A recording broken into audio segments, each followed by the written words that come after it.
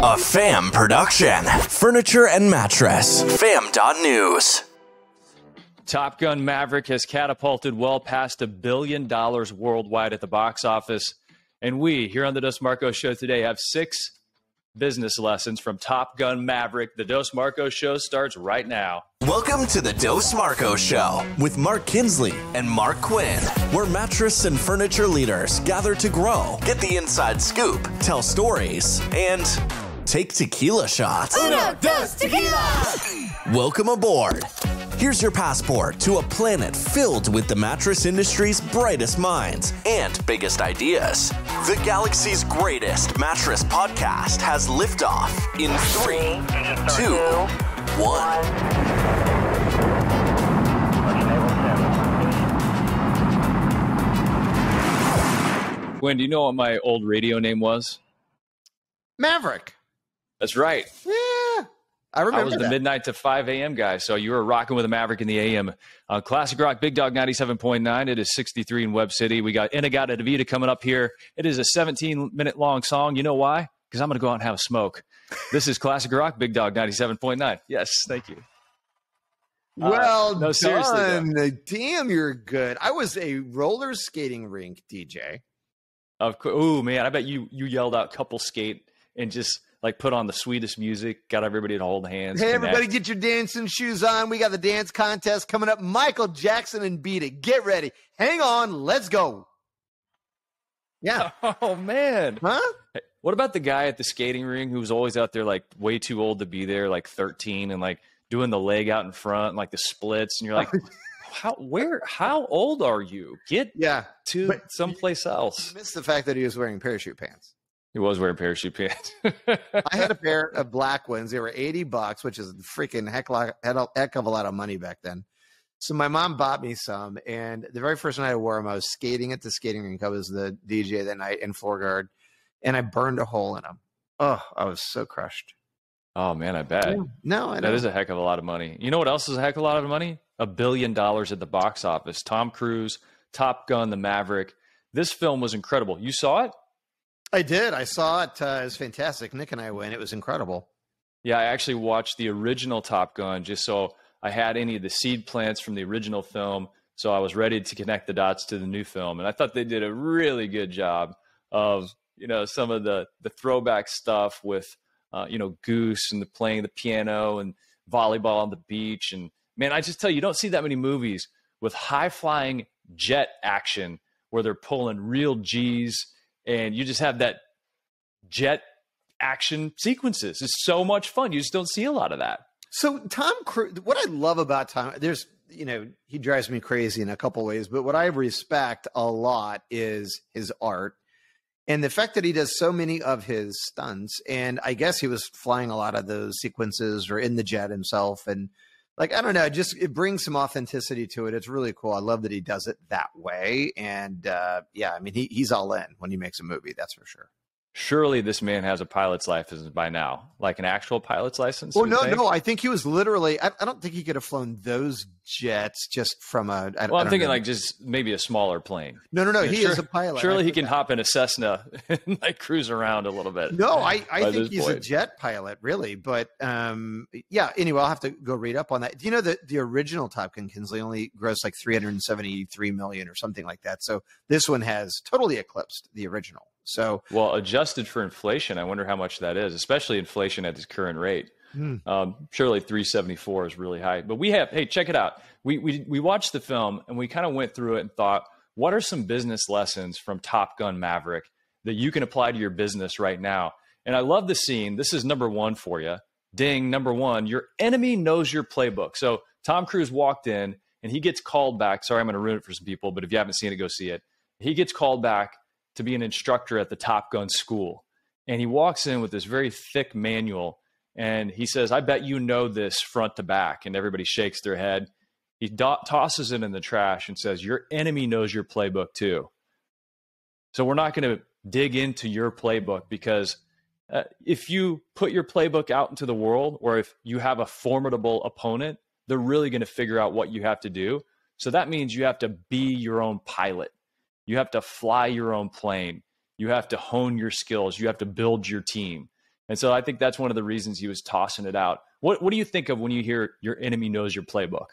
Well, I just think that, like, you know, so many things are table stakes, right? So we want to have the best sales organization. We want to tell our story. We want to have the best pricing. You know, that's the same crap that everybody in the market's saying, and that's what they're thinking. And when you say, well, what makes you special? Well, our people are better. We have better service. At the end of the day, though, that's not it, right? So throw the playbook out. Everybody's got the same freaking one, and figure out what the magic sauce is going to be for your business. Because if you're, you know, playing the game the way everyone else is playing the game, the chances of you being able to capitalize and move the ball and be the leader in your market are much less than if you were playing a different game.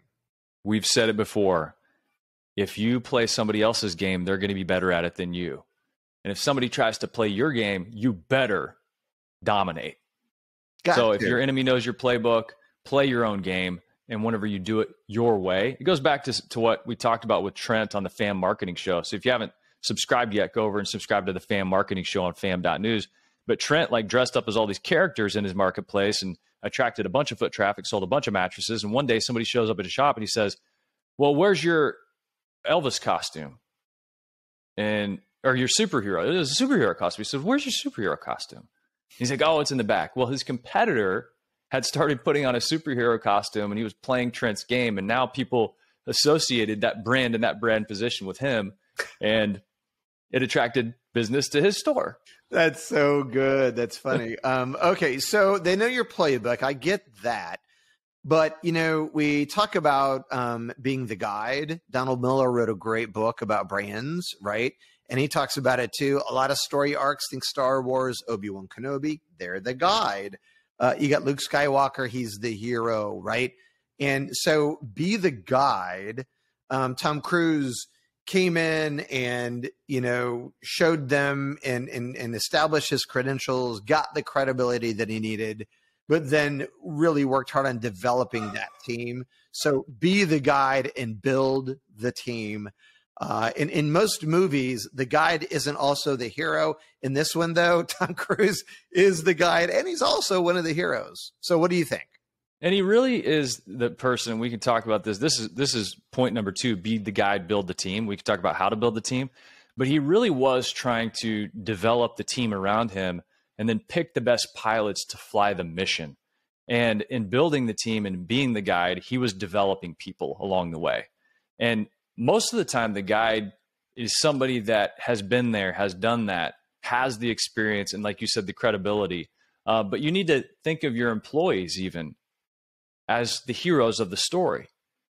You're the guide there to develop them. You're the person that's there to maybe hold their hand at times and maybe crack a whip at other times. But ultimately, the team needs to be built so they can sustain themselves outside of you. So be the guide and think of everybody else around you as the hero, and how can you help them? How can you support them? That's point number 2 on 6 business lessons from Top Gun Maverick. Number 3, build the team with play. So we were just talking about building the team if you're going to be the guide, but there's a great scene in Top Gun Maverick whenever he's sitting on the beach, and of course it's a throwback to the original movie, but all the people that are part of the Top Gun school are out there on the beach, you know, shirtless, and they're going in slow-mo, but they're playing volleyball, having a blast, giving each other a hard time. And I think it was the colonel walks up and he says, you know, I thought I was paying you to, you know, develop these pilots. And he said, you wanted a team? There's your team.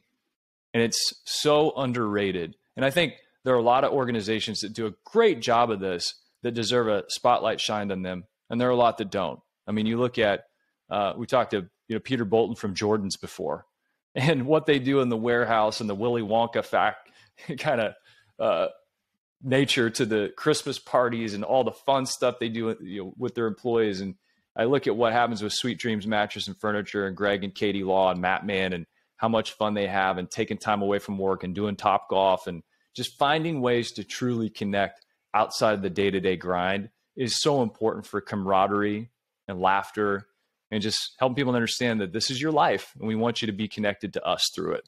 You know, we talk about it a lot, Mark. It's shared experiences, right? And so if you do stuff like that, if you take your teams out and you make sure there's a healthy dose of fun, There's also learning in that. Go to one of those rooms that, what do they call them? They lock you in and you have to like find your way out, right? The experience rooms or whatever. What are you doing on the weekends? And you know what I'm talking about, the escape rooms. Thank you. No, thank you, Kinsley, for your not helping me, letting me flounder in the moment.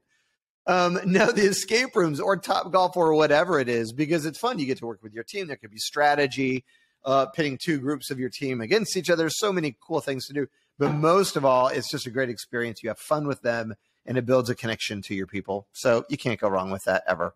That is number 3. Build your team with play. Number 4, fly the mission and show them it can be done.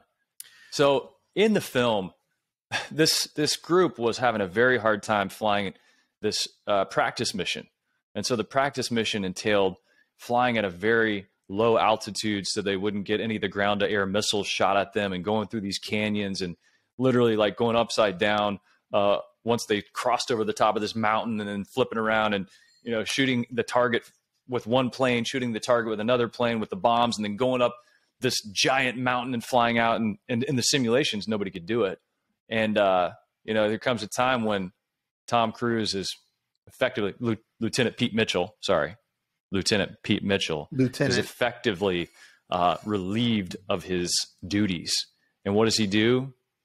He does what Tom Cruise, Lieutenant Pete Mitchell does. He comes back, he grabs a plane, he tells him to hit the clock. He's off in the air before anybody can catch him, and he's flying that mission in under the amount of time that it was supposed to take to fly it. He had to show his team as the guy that it could be done. And you as the leader, how often do you have to fly the mission for your team? How often is it important to show them it can be done?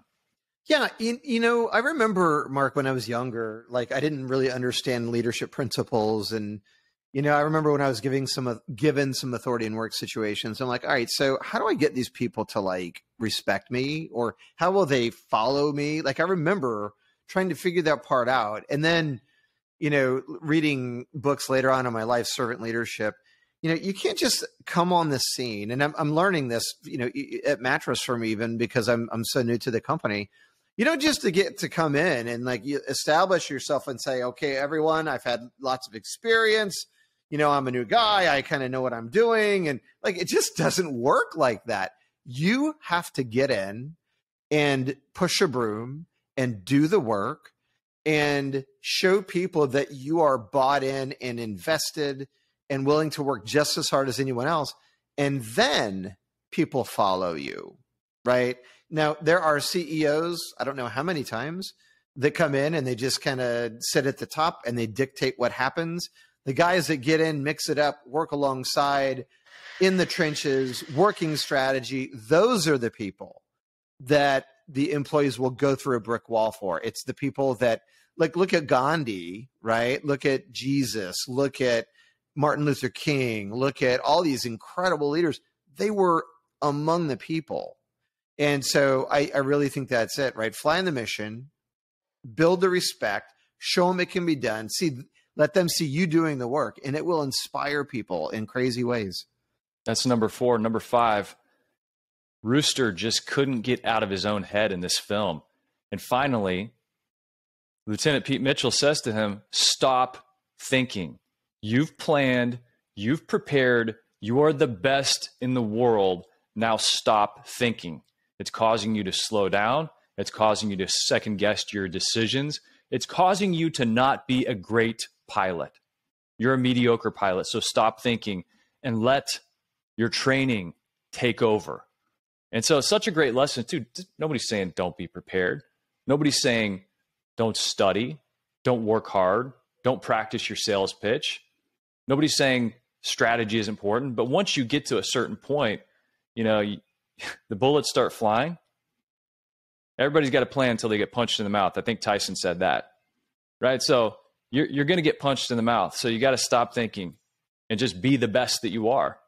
And practice doesn't make perfect, but perfect practice does. So when you are practicing, practice with intention, practice to be perfect, because those rhythmic motions, those reps that you're going to get when you are practicing and you are thinking things through and you are clarifying your vision, that's all going to start to take over in the moments when it matters the most. And I think that's what Tom Cruise was saying to Rooster whenever Rooster was flailing and falling behind.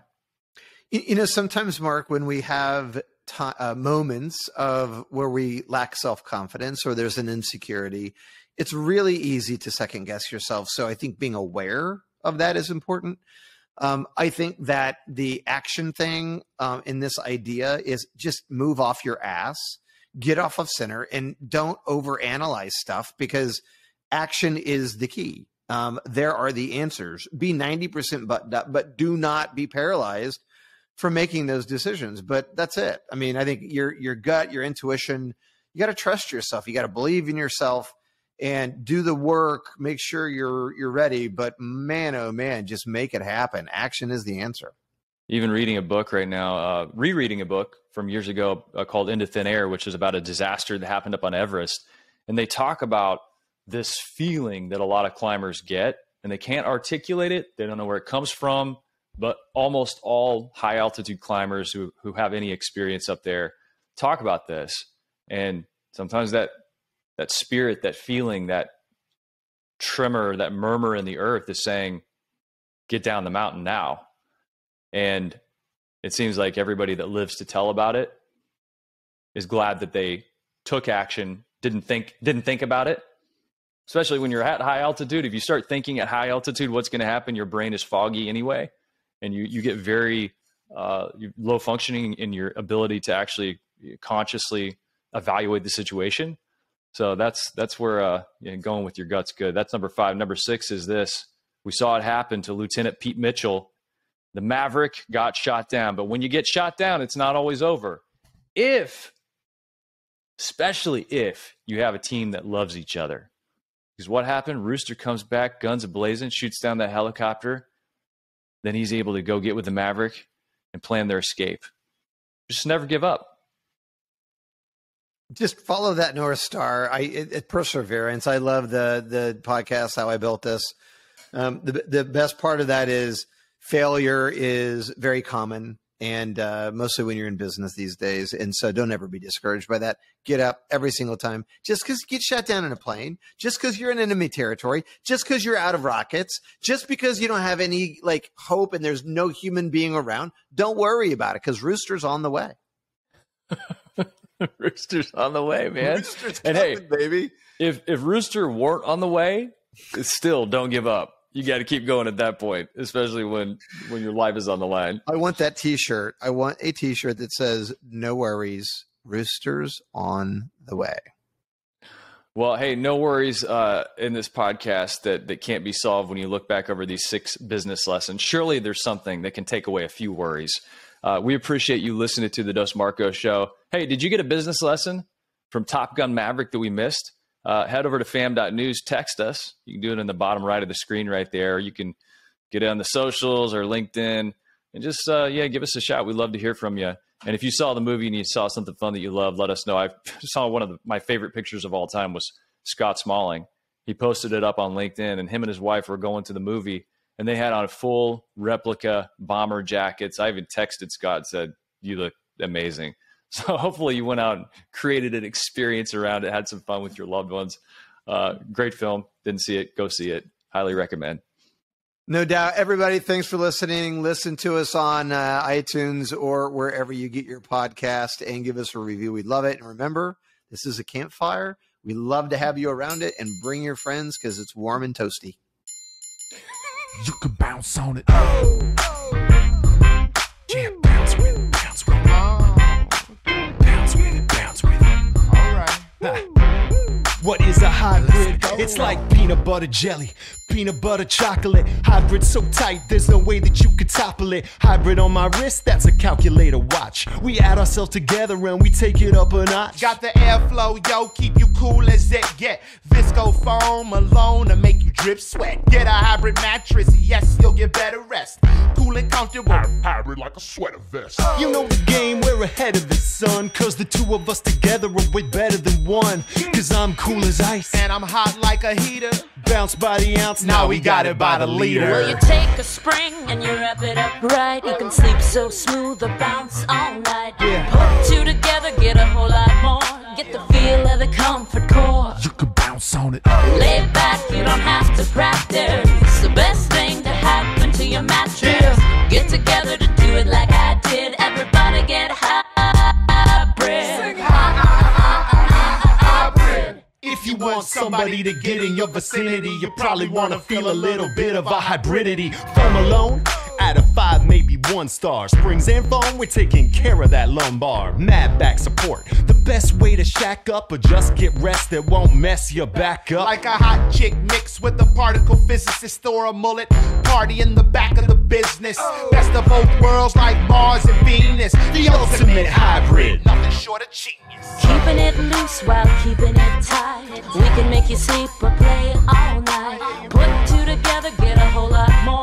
Get the feel of the comfort core. You can bounce on it. No stopping when the beat gets played back. Springs keep it popping, foam keeps it laid back. Party over here, get invited. Everybody get hybrid. Sing hybrid. Listen, doesn't matter if your kitchen is charming when your bedroom's the most important part of the apartment. What kind of bed do you keep back there? Does your girl wanna chill on a beanbag chair? Hell no. Oh, you need springs and foam, cause if that bowling ball don't bounce, you'll be sleeping alone. And if the bed don't react, then you can't get low. We got that type of bounce that won't spill your Merlot. So stick with us and you'll get rewarded. Cause I'm so gentle And I'm so supportive. Hybrid is where the magic is. and we just killed a song about mattresses.